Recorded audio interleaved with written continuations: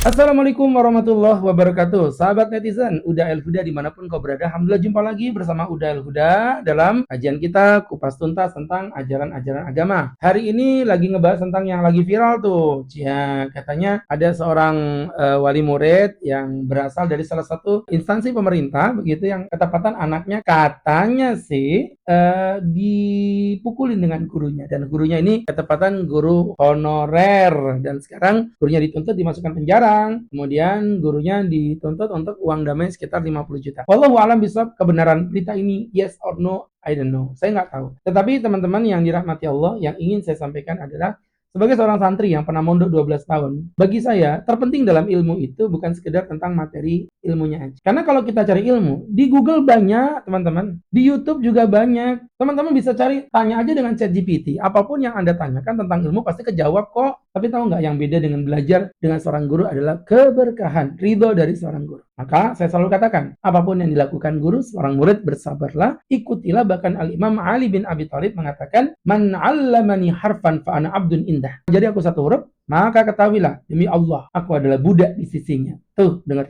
Jadi ketaatan seorang murid, itulah keberkahan yang diberikan oleh guru kepada muridnya. Nah, kalau zaman sekarang orang Masya Allah dikit-dikit ngebully gurunya. Ada guru yang matanya bahkan dibutain sama orang tua muridnya hanya karena tidak terima anaknya diingetin karena ngerokok. Ada guru juga yang dituntut masuk penjara sekian-sekian bulan, bahkan ada yang bertahun-tahun. Tuduhan karena memukul daripada muridnya, dan lain sebagainya. Teman-teman yang berbahagia dimuliakan Allah Subhanahu wa Ta'ala, pantesan kurikulum kita makin keren, kurikulum kita makin dahsyat, kurikulum kita makin hebat. Tapi teman-teman sadar nggak, ternyata pendidikan kita makin ke belakang makin nggak karuan. Kurikulum inilah, kurikulum itulah, kurikulum merdeka lah yang udah dikaji berpuluh-puluh profesor pendidikan tak mampu memberikan efek yang baik pada para generasi bangsa kita. Keberkahannya yang hilang, teman-teman. Keberkahannya yang hilang. Ya, kenapa keberkahan hilang? Salah satunya adalah bagaimana respon orang tua kepada guru yang cukup berlebihan. Nah, pasti nih teman-teman, sebelum ngebully saya ya, saya jawab duluan. Udah, tapi bagaimana tuh dengan guru-guru yang emang betul-betul melakukan sesuatu yang berlebihan? Teman-teman, saya pernah ditanya, udah kalau ngomong begitu kira-kira kalau anaknya dipukulin sama gurunya gimana? Saya bilang tergantung. Kalau kemudian guru itu memiliki alasan yang jelas untuk memukul, satu poin ya, alasannya murni karena faktor syariat yang dilanggar. Ya, yang dilanggar. Kemudian yang kedua, bahwa apa yang dilakukan guru tadi tidak berlebihan sampai menyebabkan cacat permanen atau bahkan naudzubillah meninggal dunia. Kemudian yang ketiga, memang anak kita memiliki kesalahan yang nyata, yang zahir, wujud di depan mata. Kalau 3 poin ini ada, maka guru memukul murid itu diperbolehkan. Makanya di dalam Islam ada ayat-ayat tentang nusus tuh.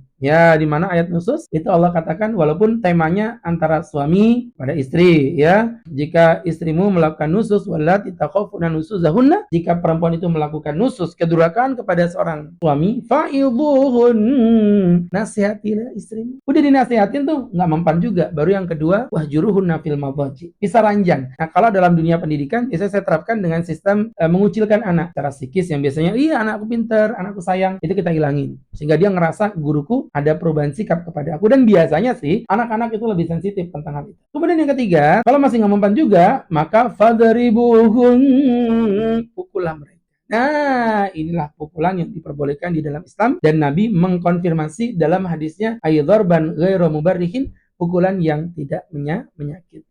Jadi, nih dengerin ya, kalau 3 poin tadi itu ada. Yang pertama, memang murid yang melakukan kesalahan yang nyata. Yang kedua, gurunya sudah melakukan aturan-aturan yang berlaku. Dan yang ketiga, memang teman-teman yang berbahagia, pukulannya tidak sampai menyebabkan yang berlebihan. Saya bilang, bukan saya marah sama gurunya, tapi justru ketika gurunya memukul dia, pulang-pulang bakal saya tambahin lagi dengan pukulan berikutnya, untuk menyadarkan kepada anak itu bahwa memang dia salah. Tapi tetap teman-teman konsepnya udah jelas. Jadi jangan dikit-dikit lapor polisi. Dikit-dikit lapor polisi, ayah anda bunda kalau pengen anaknya jadi orang yang berkah dalam ilmunya. Ya minimal mediasi lah, ya kan? Segitunya. Masa iya kebaikan yang berjuta-juta itu larut hanya dalam satu kesalahan yang dilakukan oleh sang guru. Itu pun kalau gurunya memang betul-betul memukulnya. Ya, semoga bermanfaat. Udah El Huda, cerdas berpikir. Jangan lupa jika kau suka dengan video ini, like, share, and subscribe agar kita makin bersemangat dalam menciptakan konten-konten baru. Billahi taufik wal hidayah. Assalamualaikum warahmatullahi wabarakatuh.